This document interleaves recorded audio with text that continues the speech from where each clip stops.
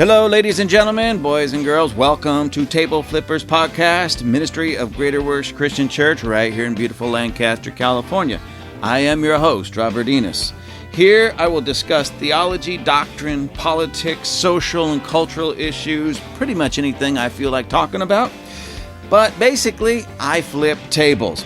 Please remember to download each episode. That's very important. Download each episode. Hold on tight. It's going to be a bumpy ride. All right, ladies and gentlemen, here we are again.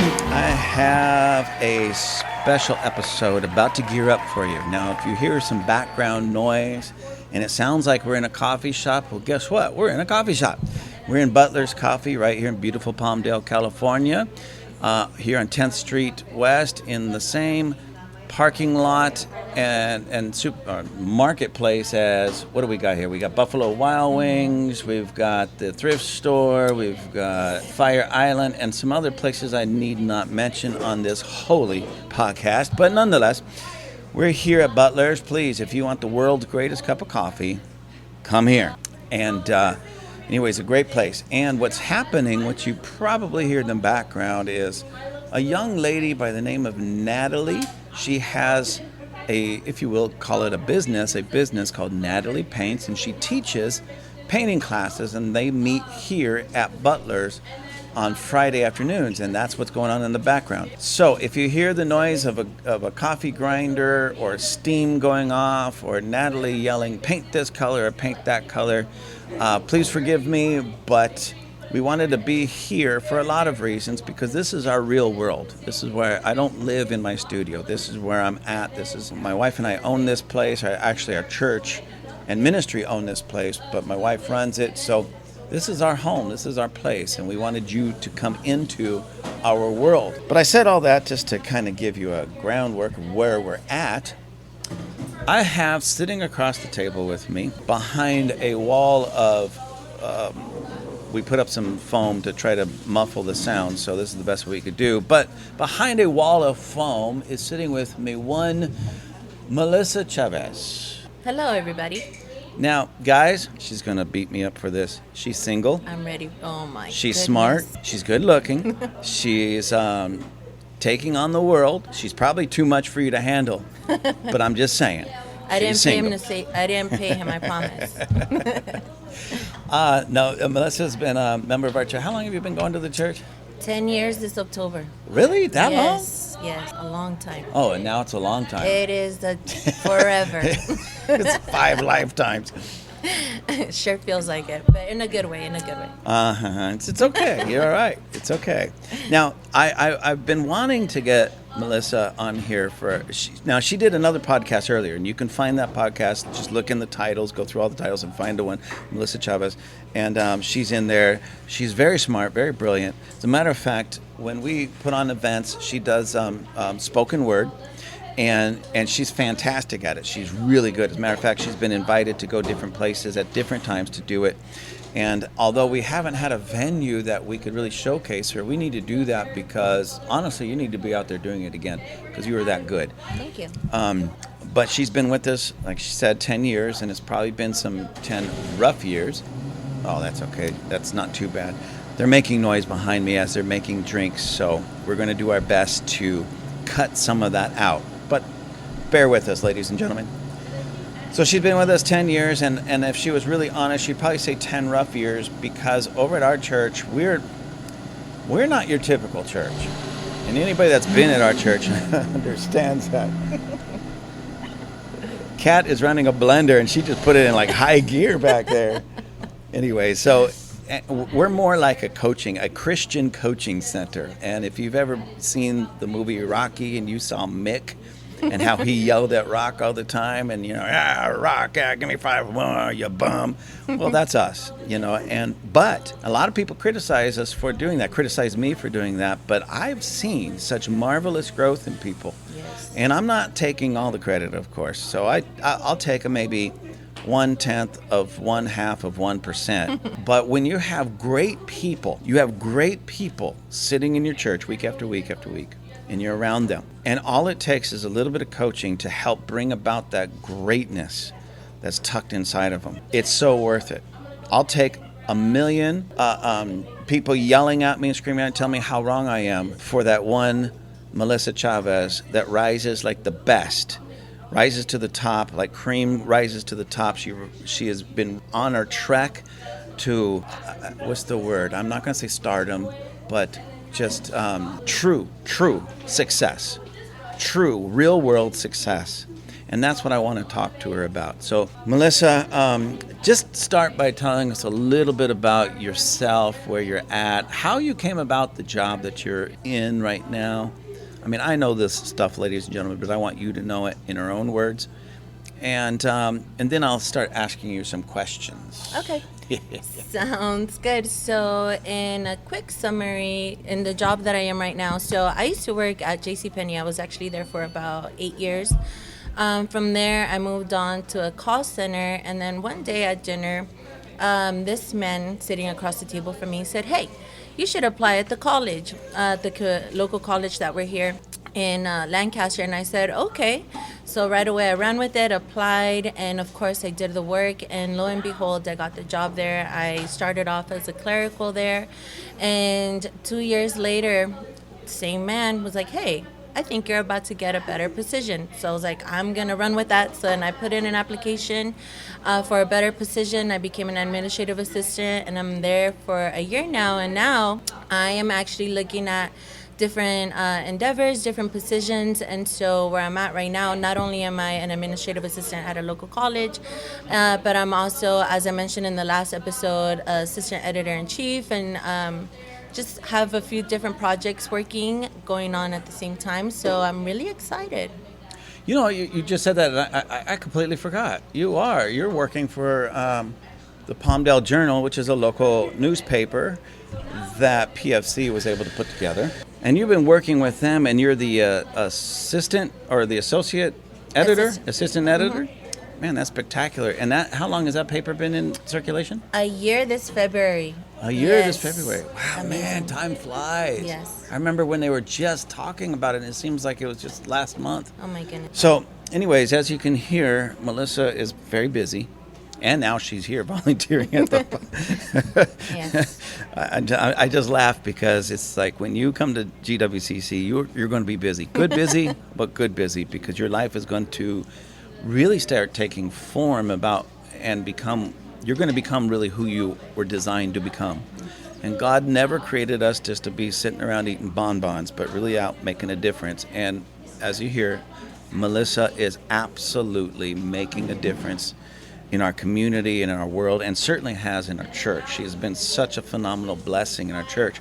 And what she doesn't even fully, we talked about it briefly, but she doesn't even fully realize just yet is we are going to be working on putting together a healing, I don't want to call it healing room because somebody already owns that, but a healing ministry where people can come either in the church or outside of the church and get prayed for healing. She is going to be trained up. That's what is this? In a month. Oh, yeah, next month. Yeah, all right. Whew, time is flying. Mm-hmm. Next month, she's going to go off and get some actual training. She already knows how to pray. She's one of the people that I trust to pray. She's one of our prayer warriors at the church, and she leads 9 o'clock prayer every Sunday morning. And so we trust her very much in that. So we already trust her to pray. She's just going to go get some specialized training by people who have been in the healing ministry for a long time. And so she's going to come back even more powerful. It's going to be awesome. And then when we're all ready, and it'll take a little bit of a while, we'll be announcing, and probably right here from this podcast as well, our new healing ministry. And she's going to be one of the major, if not the major player, one of the major players. It all depends. We haven't really talked about it that deep. It all depends on how involved she wants to be. She's going to be involved, ladies and gentlemen. That's just the way it's going to be. Mick says so. Thanks. So, but it's going to happen. Now, I wanted to invite Melissa on here for a lot of reasons. She has so much wisdom at her young, tender age. I'm not going to ask her to tell you because they keep telling me that's rude. But she is a lot younger than me, I'll just say that. And she has a lot of wisdom and has accomplished so much in these 10 years that I've known her. And I want you to hear this coming from her, a young woman's perspective. She's I'll say Latina. Yes. You're from El Salvador. El Salvador. We argue about that all the time. She's originally from El Salvador, a young El Salvadorian, or is it Salvadorian or El Salvadorian? I've heard it both ways. I think it's El Salvadorian. Okay, so Yeah. young El Salvadorian woman here kicking butt, making things happen for herself and for her community and for her church. I couldn't be more proud of her. She is spectacular. And the question that I want to start off with for her, and I really have to kind of, I have to explain this question first. So, you look on social media, I'm sure you've seen this. Look on social media or other places, you might have even heard it from somebody you know or have been around, how a lot of young people your age and all the way down to maybe just even high school. I keep hearing from all these young people, they want such things as Marxism, communism, socialism. They want their first job at minimum wage to be a living wage. And I keep hearing, because we will never have what my parents or my grandparents' generation had. We'll never be able to buy a house, they're too expensive. We'll never be able to buy a car, they're too expensive. We'll never have the vacations and all of that. And at such a tender young age, they have this defeatist attitude already, and they're looking for somebody else, whether it be government, some system, whatever, to basically take care of them. So I look at some of these young people and I hear what they're saying, and I see the comments on social media and such, and we even see them marching in the streets, holding up signs, giving me $15 an hour, give me $20 an hour, give me free health care, give me all this stuff, gimme. And you've never done that, at least to my knowledge, you've never done that. You went out and made things happen. You, like I said, you've been climbing the ladder, you've been doing really great. In my opinion, what I see, I know you want more, and you'll get more, of course you will, but you're doing it. Yeah. You haven't been looking to government to do it for you, haven't been complaining that we don't have socialism, so they give you something for free. You've just been making it happen. Right. What kind of advice? First, let me ask you, what do you think about all these young people that are saying they want Marxism, communism, socialism, free health care, or whatever it is? I mean, what is your opinion about that? Well, to be quite honest, I kind of feel like the prophet Jeremiah sometimes, right, when other people were saying, oh, this and that, like, oh, if you don't listen to Jeremiah, and Jeremiah was like, you know what, I wish you were right. I wish that what you were saying was right, but he knew in his heart that it was wrong. It wasn't what was going to happen. And so that's similar to what I feel, it really breaks my heart that all these young people, my contemporaries in this day and age, feel that way, because it's really robbing them of the opportunity to feel what true validation means. There's really nothing like building something that from your own two hands, right? And I say that figuratively and also in reality, but I really think that is such a cop-out, and I feel like that's the biggest lie that my generation and the generations after me have really bought into, something that I know that it can't really be known through here is like, as I was growing up, I grew up in a family that would constantly tell me, Melissa, just, collect the checks, do this, and go to school. And at the end of the day, there was something in me that wouldn't just buy into that, because I'm like, I refuse to believe that. If I have the ability to get up each day, and I have the ability to get out of my house and use my body to be able to get ahead in life, why am I going to give that power over to somebody else? And so when I see the young people rallying for these things, it's like, wow, the very people that are saying that want to protect them are the very people that are really robbing them of the opportunity for true fulfillment in life. And so that, I really hate that theology, and I think at the same time it's really a cop-out, from doing hard work, from putting in the hours, putting in the time, from paying your dues. You have to start somewhere. You can't just expect to be given the grandiose opportunity, right? Like, you have to work for it. One thing that I recently learned is, that your gifting or your charismatic, whatever it is, it cannot sustain you in the areas of high places unless your character is developed. And unfortunately, not many people want to go through the process of developing their character. And it's ugly, because you're going to have to apologize sometimes. You're going to have to admit you're not right sometimes, and go through the loneliness, go through the process of just building yourself up. And at the end of the day, that's really where success really comes from. Well, you said something that's really important to me. I just did a couple of podcasts or episodes.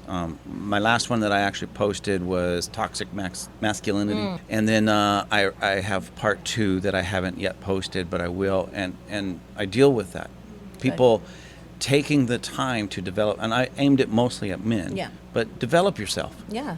Quit looking to other people. Yes. You become, because I see this, and I've been, you know me.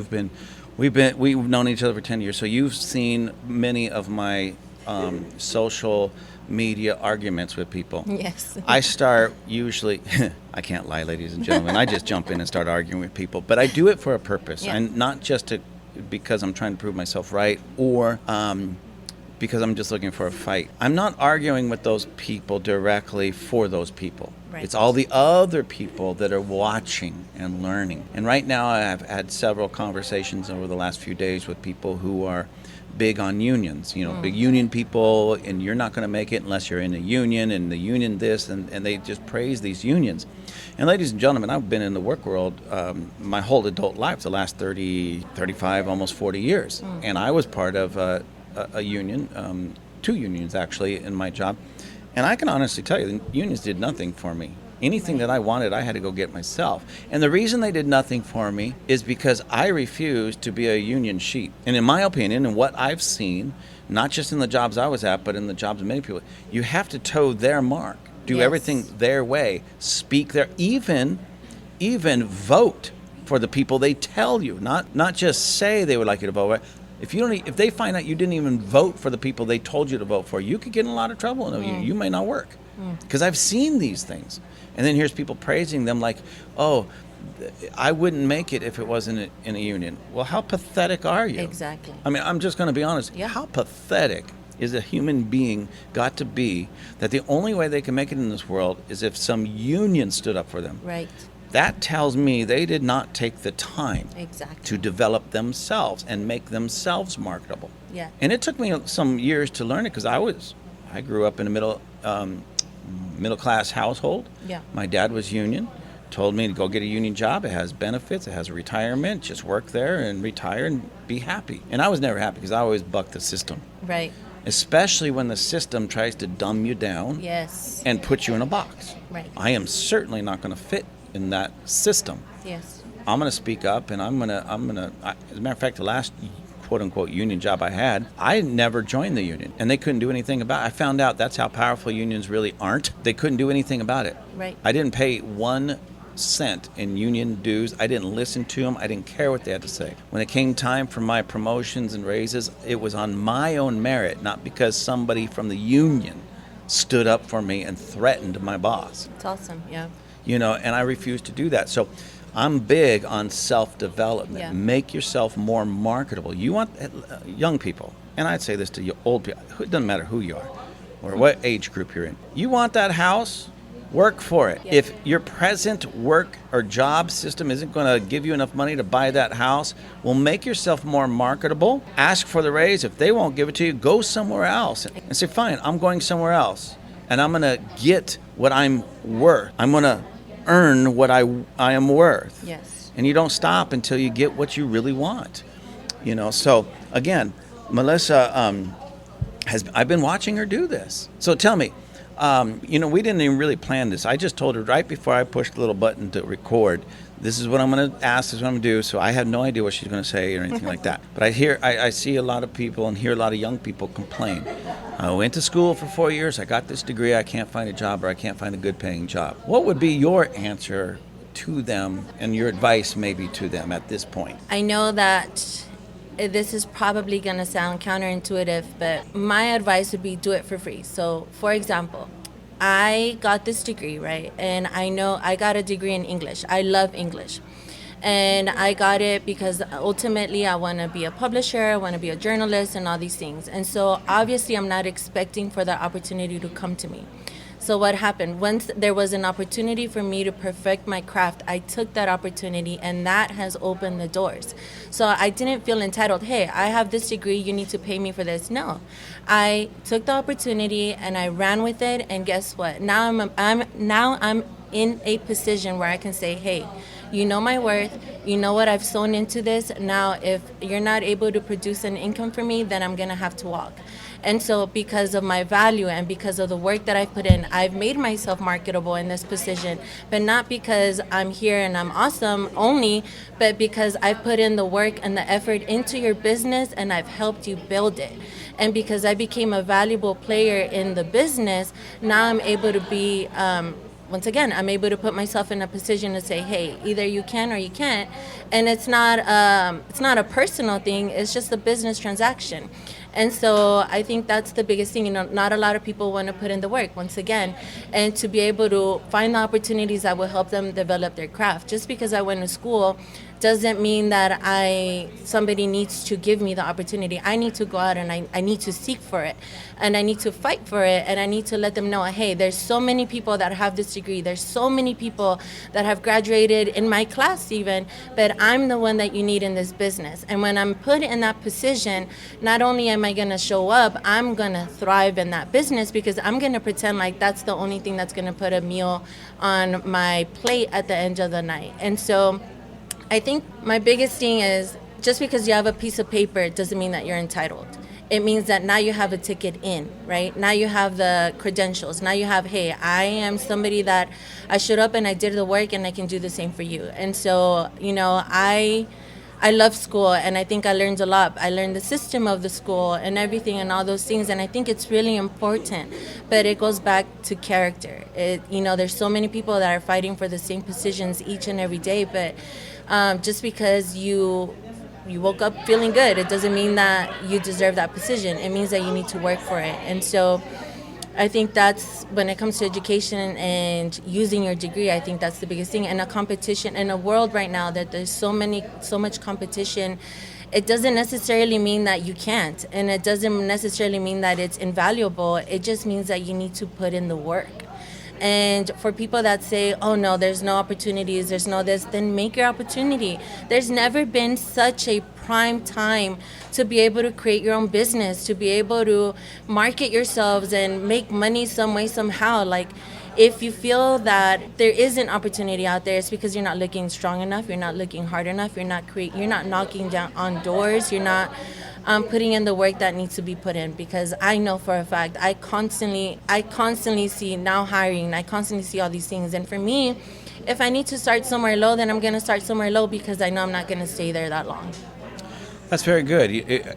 Now I have to ask you this question, because you said something that just sparked my, that just reminded me of Robert Kiyosaki and his book, Rich Dad, Poor Dad. Okay. Did you ever read that book? I've never read it. And what's so interesting, you've never read that book, but you basically, in a nutshell, gave the essence of what that book is about. Okay. And just so you guys know, this is not only for Melissa, this is for all of you.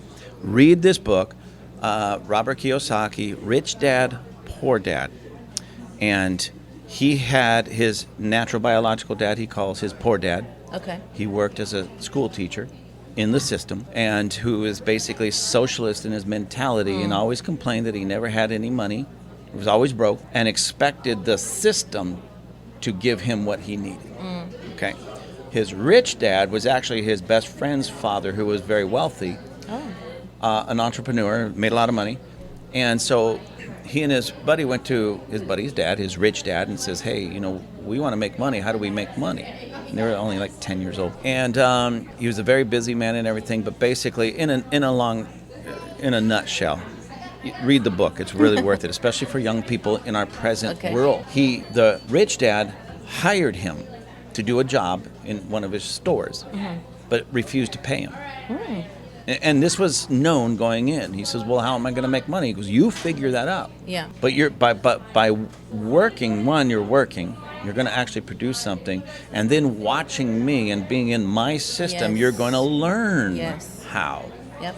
And what's so interesting, a lot of people say, well, that's wrong, that's terrible, that's, especially when children, you're using children, child labor. So there's people complaining, of course, about child labor laws and this and that, and you got to give him his money and everything. But what he was teaching him was to have an entrepreneurial spirit, to find those opportunities to make money.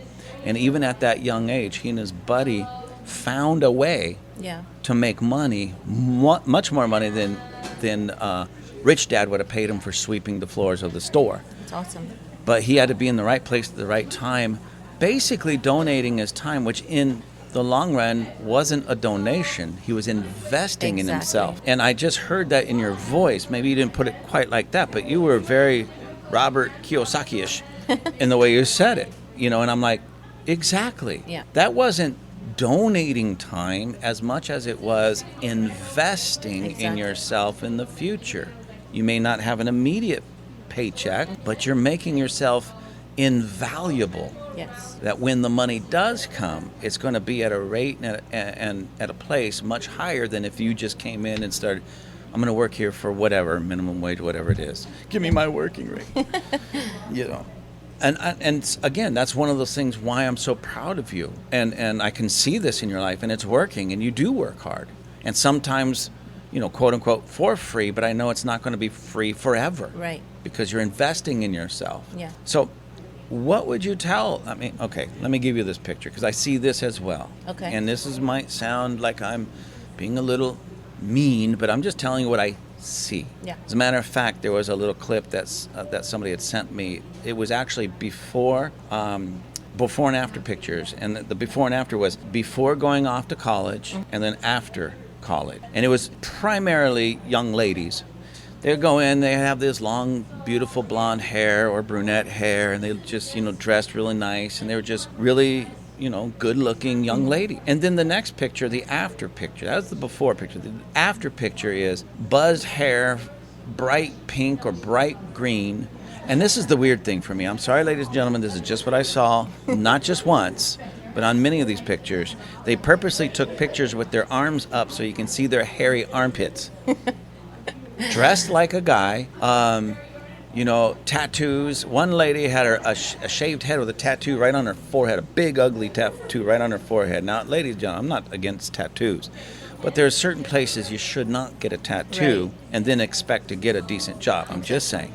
So I'm just telling you what these before and after pictures. Cute young ladies going in, maybe, 18 years old, then 2 years later, 3 years later, whatever, 20, 21, I don't want to label it. Bright pink hair, weird haircuts, strange clothes. Some put on a lot of weight, in just like 2 or 3 years. I'm talking like not just like 5 or 10 pounds or even 15 pounds. We're talking like 100 pounds. Yeah. And then they start shaving their head on one side and bright pink or green on the other side and weird tattoo, not just a tattoo like on the arm or something, all over their face or their neck or something. And then those same young people are the ones demanding that we shift our entire economic system from a capitalist system to where you can go out and make a life for yourself to make more of a socialist Marxist system that just because to basically we all have to change to meet their now new weird lifestyle and ideas and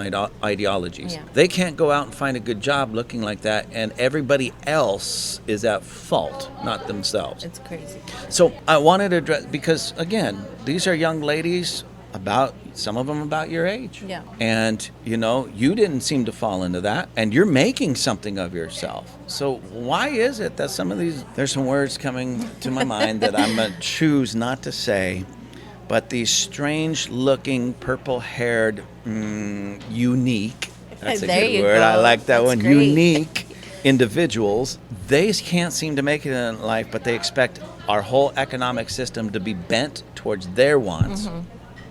They can't seem to make it otherwise. How is it that, what would you say to them if you had a room full of them and they would actually calm down long enough, because they're usually radical weirdos. Yeah.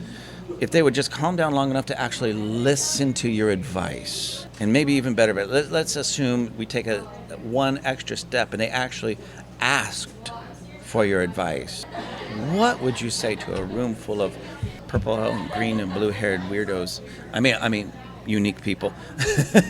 What would you say to them? Well, I hate to oversimplify it, but to be quite honest, my answer would be your unique voice matters. And the reason why I say that is because I couldn't tell you how many times in my assignments at school, I took the risk and I went against the grain and I said things that matched my convictions no matter what the grade would be and that right there kept me from inundating my mind and bending myself over to the teachers or the institution's really agenda, right? And so by saying that their unique voice matters, I think that really is significant. And the reason for that is because it shows you, hey, if you have dissenting opinions, if you have dissenting remarks, then it's important for that to be heard. Just because the unified voice is the loudest voice, it does not mean that it's the correct voice. And I think that's what a lot of young people miss out on. Just because there's a unity in the voice, it really doesn't mean that it's the truth. It doesn't mean that it will bring you validation. And if anything, honest, and I hate to say this because it's going to sound self-serving, but people like me, right? And I have so many friends that fall in this category, and even people that I don't know that are really making a way for ourselves through obviously with prayer, church, whatever, our community. You're really helping us out. And I have to say that because you're really helping us succeed, because what happens is while many of people of that category, what they're seeking and what they're asking for is uniformity and are seeking for, one size fits all. The rest of us, we're okay, you guys go ahead and do that. We're going to be building our own businesses. We're going to be buying our own homes. We're going to be investing in our own things while you're over there asking for the government to give you a handout. And, I can say that with all authority, A-Rob, because because I feel like a lot of people really use the excuse of their upbringing, right? And so I think that is one of the biggest cop-outs ever, because, when I was 2 years old, my mother took me to El Salvador. I grew up in El Salvador for 5 years. I came back, didn't know the language. And something that we have not mentioned is that I was diagnosed with a disability and I'm Hispanic. I'm in a whole new country. And so by all intents and purposes, statistically, I should be feeding off the government's hand. I had influential people in my family telling me, once again, as I mentioned earlier, Melissa, collect the checks. It's so much easier. You don't have to be going through this. You don't have to be putting in the work. But I just knew that there's something better, especially in America. Why are you going to bring me back to America and tell me, hey, now you feed off the government? I'm sorry, there's so much opportunity here, right? And so as a female that falls into a category of, being disadvantaged and all these things, and I've been able to break out of the patterns in my family. To me, what that shows me is that there's ample opportunity for people to get ahead of themselves. And so, A-Rob, even I remember there was such a defining moment in my life where I have a past. And so there was a time where I got in trouble, and long story short, I ended up getting a DUI, right? And so Ooh. I know, how dare I? And so what happened was, I remember in that moment, my parents refused to bail me out. They refused. I had to pay for everything myself and all these things. And I remember I was so hurt. I'm like, I am your golden child. How dare you not bail me out? And I remember just feeling so victimized in that moment because it hadn't been like that with my siblings, right? And so why am I telling you this? Because what happened with that is that I was the one that was made to take responsibility for my actions. And out of my 3 siblings, I'm the only one that's successfully living on their own, successfully has an amazing job, successfully owns their own car. And by the way, my first car and about to pay it off, that's a huge blessing in my family. And so why am I telling you all of this? I'm telling you this because I've had so many odds against me. And even with those odds, there's been success coming out of my story. And so the only thing that I can equate it to is taking responsibility and doing the development that needs to be done, paying the dues that need to be done, and stop listening to the systems that, that the government or media, social media keeps trying to instill upon us. Social media especially, I had to get rid of that thing years ago because social media tells such a narrative, right? It gives you the highlights of other people's lives while meanwhile you're comparing that to behind the stage. And that is such a terrible comparison because, to be honest, nobody's life is perfect. And your success is going to look different than everybody else's success. To you, success may look like, hey, I have this steady paying job and whatever. But the thing is to not stay there.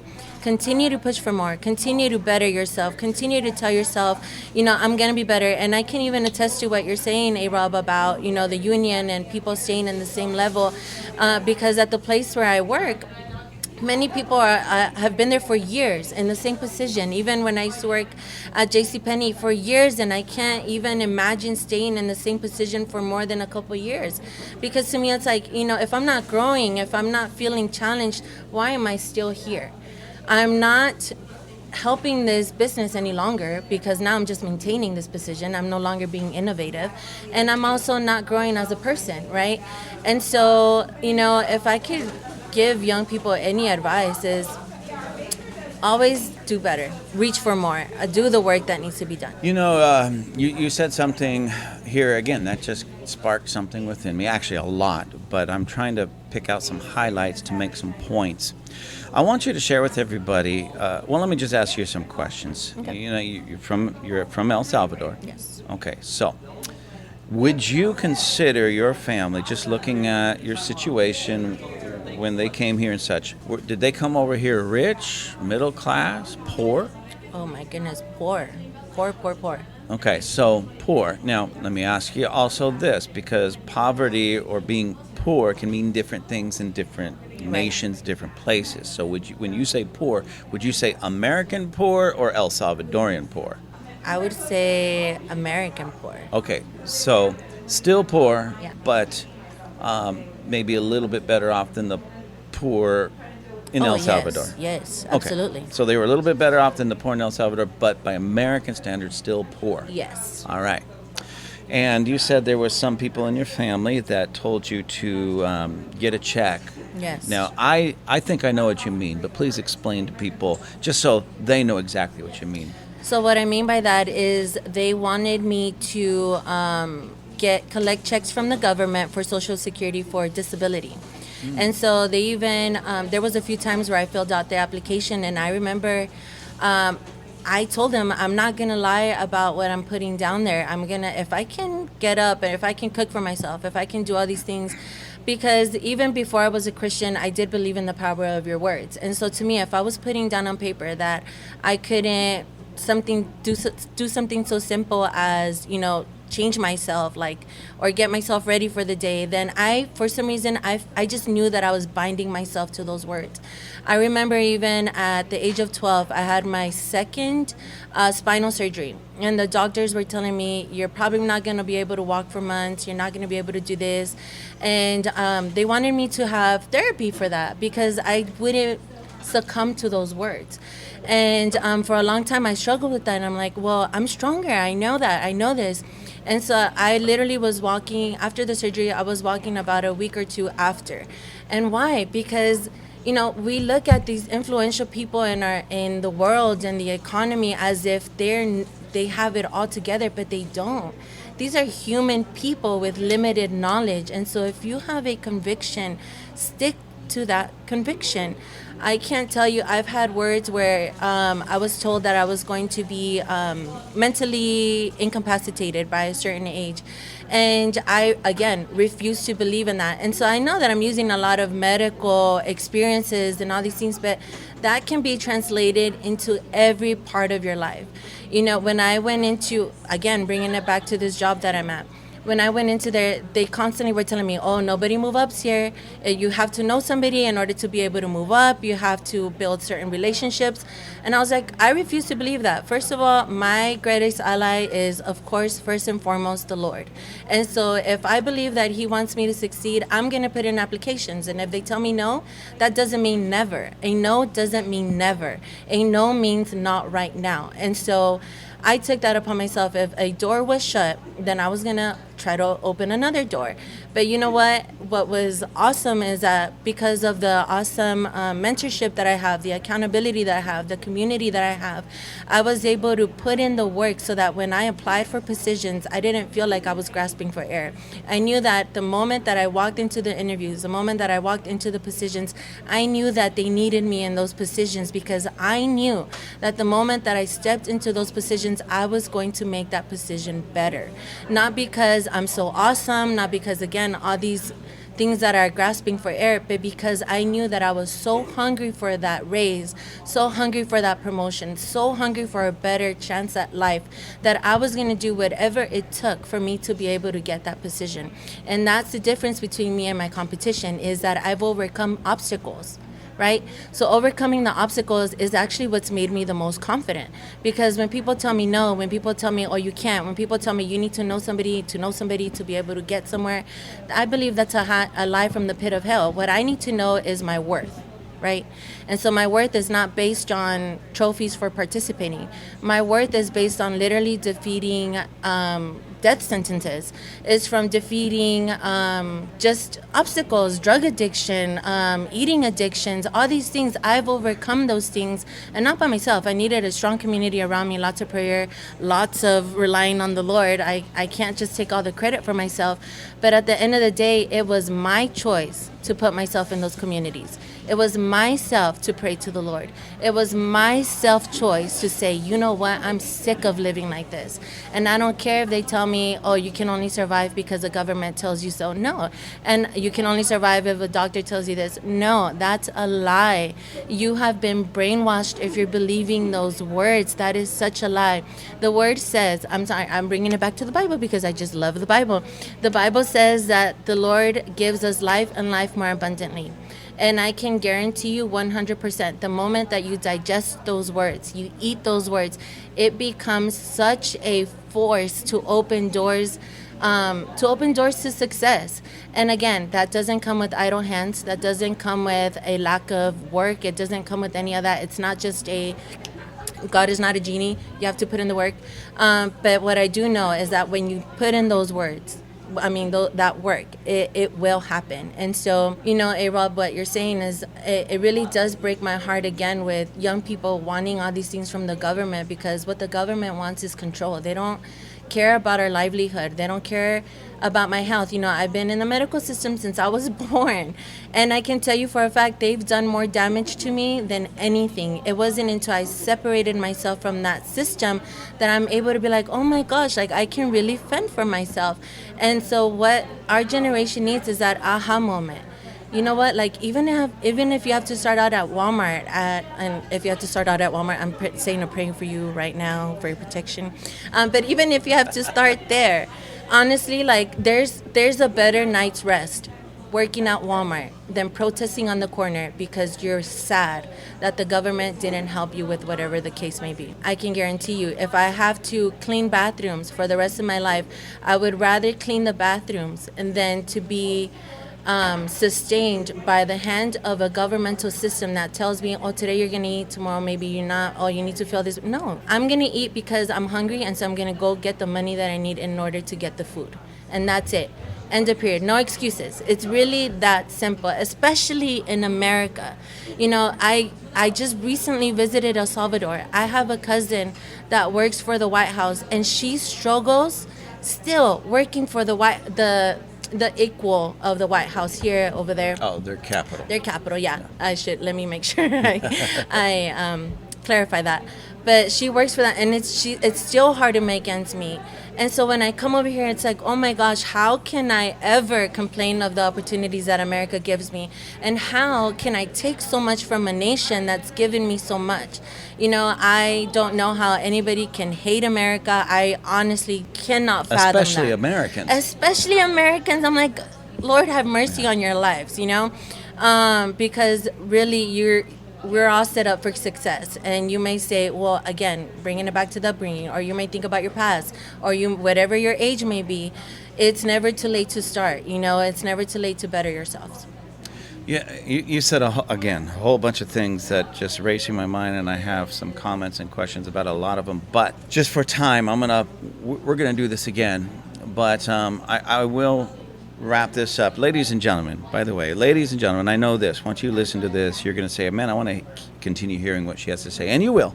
We'll have her back, and as we were looking at this, and like I said, we're in Butler, so it's been a little noisy here and there, and you won't hear it, but we've had to pause because the coffee grinder or something was going off and it was too loud. We'll edit all that stuff out, so you won't hear it, but we'll figure it out so we can come to places like this and interview Melissa Chavez again, and other people that we'll find some people that you've mentored. But when she was talking about, say, the poverty that she's had to overcome, and they came here, they were American poor in that sense, and she certainly isn't anymore, and she's growing and moving forward, and she has a cousin back in El Salvador that works for the government. Yes. In their capital, I don't know what they call it, but their capital building, their White House, whatever. Yeah. And she's still struggling, working at that level. Ladies and gentlemen, I want to wrap it up with this. Now, this is my thought, okay? And then I'll let Melissa give her final goodbye. But my thought on this, I've been to China several times. I've seen the wealthy in China. I've seen the poor in China. I've traveled to Zambia many times, South Africa many times, Congo, Swaziland, trying to remember of all the countries I've been to, Mexico many times, and a few other countries. But I have seen the wealthy in these countries, but I've also seen the poor, those that are in poverty in these countries. Because of the ministry, those are mainly, not only, but those are mainly the people that I've been able to minister to, is the poor or the very poor. In some countries, such as Zambia and South Africa, certainly Congo and Swaziland, I mean, some of the people that we've ministered to there literally live in like the corrugated steel that they just kind of prop up between trees and stuff, and that's their house. Yeah. No running water, no toilets, nothing like that. And that's a blessing to them. And then they'll say they're doing fine. Yes. If they ate that day and they have somewhere to lay their head at night, they say they're doing fine. Exactly. And then we get back to America, and the poor in America still drive a car. They live in a home with several bedrooms. Yes. Usually have a big, at least 2 televisions, big flat screen TVs in their home, and most of them wear nicer clothes than I do. Yep. Mm-hmm. While I'm over there shopping at Ross trying to find the best deal, they're over at Dillard's or Macy's or something like that, and that's called the poor. Yep.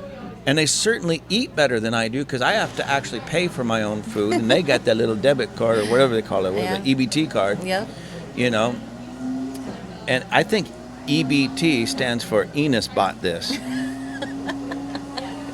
That's my last name, by the way, Enos. So Enos bought this. My tax dollars certainly did.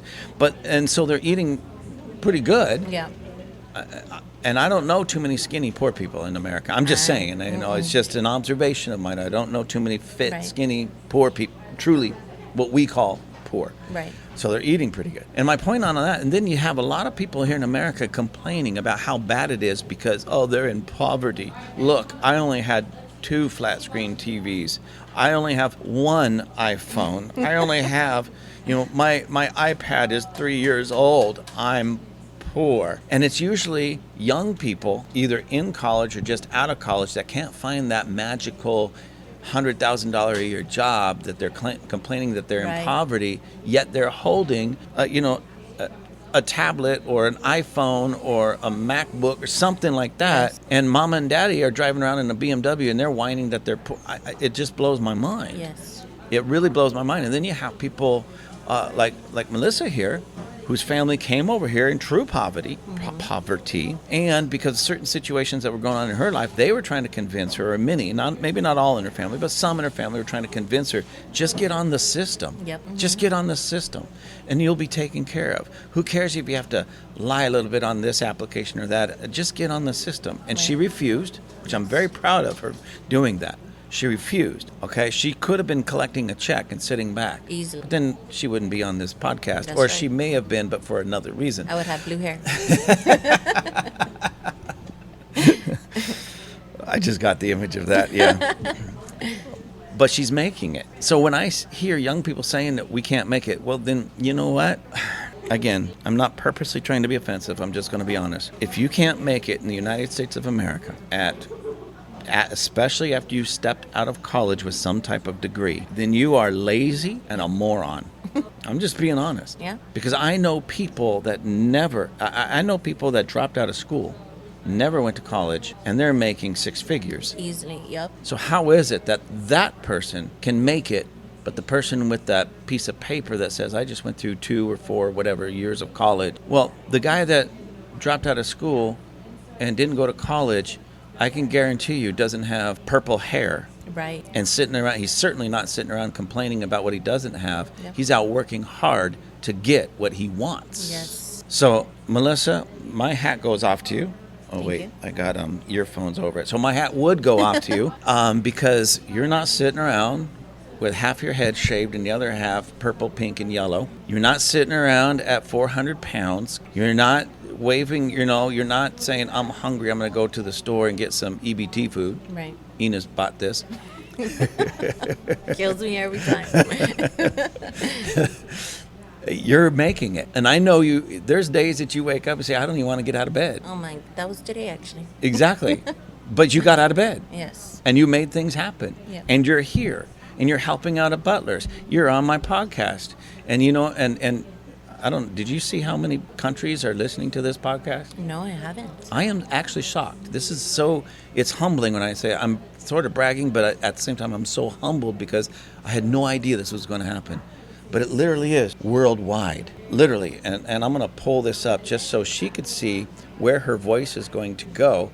Ladies and gentlemen, I wish I could show you this, but this is a podcast, and so you can't really see this. But here's the analytics of the map. All those dots is people listening right to. Now. Yeah. Oh my goodness. All of the United States of That's America amazing. is lit up. Yes. All of Mexico is lit up. All of Central America is lit up. And the northern part of South America is lit up. And then some down, I guess that's what? Yeah, Brazil, Uruguay, Buenos Aires. Wow. And then you shift over and there's let's see, South Africa, of course. By the way, I want to give a shout out to all my friends in South Africa, Kroonstad especially, Rian and Peter and all the wonderful people out there. But look at Europe even. Wow. Look at that. That's amazing. That's Yeah. actually, wow. So That's phenomenal. I'm glad I was able to show you this, but I'm also glad I didn't show you this before. Yeah, I would have Because probably maybe been freaking out. You may have been a little bit nicer with some of the things you were saying. I certainly would be because they expect that of me. But my point is, on that is, even in that, I started these podcasts just basically, I really am back in my mind, yes, to be able to talk about some certain issues and stuff, but more in mind with so that I could promote the church, promote Beauty for Ashes, promote Butler's, things like that. I was using it with a backdrop of promotion and let's talk about some of the issues. I figured it would go, some people would listen to it other places, but I was expecting more local only. Yeah. For the most part, And when I started seeing the analytics, that it's literally going around the world. This is blowing my mind. That's amazing.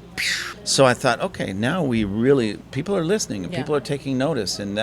So one of two things, either they're listening because they're getting something out of it, or they're listening just to throw something at the radio or whatever they're listening to, And that's fine with me because they're still learning something. Right. They're getting truth, whether they accept it or not. They are getting truth. Yes. And that's my whole thing. So when I started seeing that develop, I just said, okay, I'll still do some promotion, but that's going to be the a byproduct. It's all going to be. Let's just talk about the issues, the real world issues that we're dealing with, especially here in the United States, because that's where we're at. And anyways, I'm rambling on that, but it was such a blessing and an honor, really, that God opened all those doors. And I when I didn't even try, it was like, hey. But the point is, even for that, I had to step out and do it. Yeah. Yes. Good point. I just had to step out and do it. Yeah. I had no idea how successful it would be, but I would never have known any success at all, at least in podcasting, if I didn't simply do it. Yeah. And I did it for free. Yeah. And I'm still doing it exactly. for free. And I have a question for you. Yeah. Have there been other projects that you have tried and haven't been as successful? Oh, yeah, absolutely. And I think that's a huge point, right? Where it's like many people try things once and that's it. Yeah. When you've had to plow and plow and plow, and now here you are in the success of it. Yeah. Right? And so that's a message in itself. Just because one thing fails doesn't mean stop. Again, a no doesn't mean never. It means try something different. Yeah. Try something else. See, she keeps saying things that just spark things in me. And so I'm going to go with this one, but just super briefly. When you do try something, let's say you want to say, I'm going to start a business. Yeah.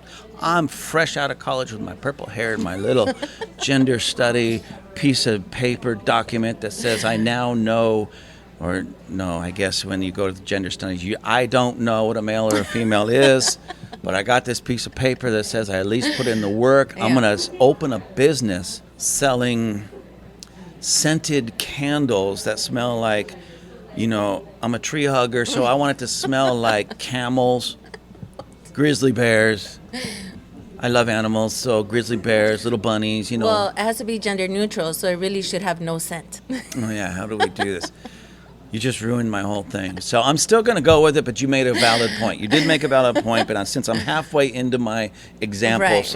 I'm just going to do real world animal smells because I just love that, horses and cows and camels and things like that. And so, ladies and gentlemen, you go out there and you start putting together these candles, and you put it out, whether it be you open a shop or put it on the internet or anything, and then 6 months go by and you've only sold 2 candles and you just can't make ends meet. Well, it doesn't mean that you give up on the business end. Yes. What it means is maybe people don't like candles that smell like a wet animal. Right. So you might want to get rid of the camel scent, and I completely made all that up anyways just to make a point. I was absurd on purpose. But get rid of the wet camel smell candles and maybe put lavender. Yes. Just an idea. I'm not a big lavender fan, but I would much rather have lavender going on candle in my house than wet camel. Please, yes. you know what I Yes. mean? So if the wet camel candles didn't work, don't scrap your whole business. Right. Scrap the things that don't work in it. Exactly. And then do something and do a little research, which it's not that difficult. You can walk into Butler's Yes. and say to people, listen, ladies and gentlemen, I'm just taking a little bit of a survey because I want to start a scented scented camel company, a scented candle There you go. company. And I just have a checklist. Please check the types of scents that you would like. Camel, grizzly bear, Lavender. cow, lavender. You know what I mean? Yeah. I can almost guarantee you that unless people thought this was an absolute joke, Right. And just checked camel just to be funny, Yeah. that you're going to get, oh yeah, please don't do all those stinky animals. Put lavender, Yes. rosewood, sandalwood, vanilla musk, Yes. something like that. And then you go, oh, okay, so 99% of the people actually want scents that smell good. Yeah. Not bad. Not like I'm living on a farm in the barn Yeah. in a rainstorm. Even people in the barn want lavender, please. Exactly. Yeah. Even the camels want the lavender. And then you go, okay, so I got to get back to the drawing board, scrap all the camel scented candles and give those to people I don't like at Christmas time, and then get some lavender, Right. vanilla, whatever, the ones that people really like. Yeah. And you're more apt to buy them. So you didn't throw out your whole business plan. You just Right. shifted it to a real world, that people actually want. Yes. Because people will pay money for the things they actually want. Exactly. And they'll especially pay money for the things they actually need. Yes. And nobody wants or needs camel-scented Nobody. candles. No. And I bet you if there is somebody out there, the market is very small. Very small. Very. Not enough. Not enough to buy, hair coloring for your purple hair, okay? Certainly not enough. I'm just saying, ladies and gentlemen, I'm just telling you that's just the way it works, okay? You find out what people want, what people need, and you give it to them, and they're willing to pay money for it. Yep. You make some money, and it's a win-win for everybody. They get what they want, they get what they need, and you get what you want and what you need. Yep. Hard, cold cash. That's a good thing. Cash is king. Yep. So anyways, those are my last my last thoughts.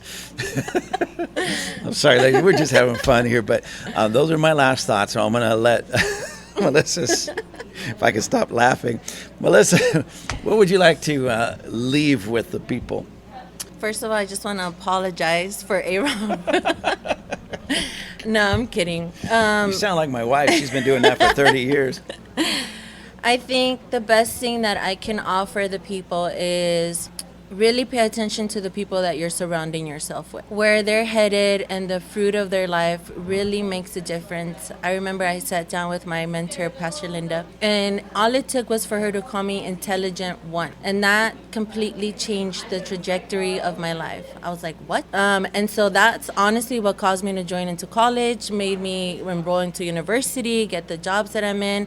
Of course, there were a lot of moving pieces, but what really mattered was the people that I surrounded myself with. And so that is detrimental. Really pay attention to the people in your life and start hanging around with the right people, the people that have made something of themselves. And that in itself is going to make such a profound shift in your life that when you get home at night, you're not going to want to escape anything. You're not going to want to escape reality. You're just going to want to live in the moment of where you are. So I think that's the first step to changing the trajectory of somebody's life, is really paying attention to who they're surrounded. And that's it. I just wish you would stop saying such profound things, because actually that was one of the things that I wanted to pick up on earlier, but I thought, no, just for time, I'll save that for the next one. And now here you bounce it off. I'm so sorry. So I totally agree. If you hang out with broke people, you're going to be broke. You hang out with complaining people, all you'll do is complain. Yep. And it's just the truth. Yeah. And again, I'm going to go on a tangent, but why is it that so many of these young people, they have the bright colored hair, they come out with this weird, strange attitude of how unique they are suddenly? Yeah. And compared to the rest of society, maybe they're unique in the sense of different, but they're not so unique because they look exactly like, and they sound exactly like, and they complain exactly like the rest of their little mob. Yep. And so they're not really that unique, are they? And if your uniqueness keeps you broke and complaining and whining that you can't make it, well, maybe that form of uniqueness you need to step away from. Yes. All right? So I totally 100% agree. You are who you hang out with. Absolutely. And that is so important. So, ladies and gentlemen, with that, I'm going to say my final 10th goodbye. And I get at least 5 closings because I'm a good preacher. But I'm going to say my final goodbye. Melissa, don't say anything profound. Just say goodbye at this point, because if you say something, it's going to trigger something. I'm going to say something else, and then we'll be right back at it. Bye, everybody. Thank you so much for being here and for tuning in to Table Flippers. We're so excited to flip this table with you. Well, you can tip it. Oh, yeah, there you go. My Cash App. No, I'm kidding. Flip it and then tip it. All right. Y'all have a great day. Thank you again for joining us at Table Flippers. Please check out our merchandise. We have hats, hoodies, water bottles, all kinds of cool things. You can find all of our merchandise at tableflippers.com. That's tableflippers.com. And please write me. Please let me know how I'm doing. Write me at gwccrobert, that's one word, gwccrobert@gmail.com. Give me the good letters, give me the bad letters, tell me the great things I'm doing, tell me the bad things I'm doing. I want to hear it all. Have a great day.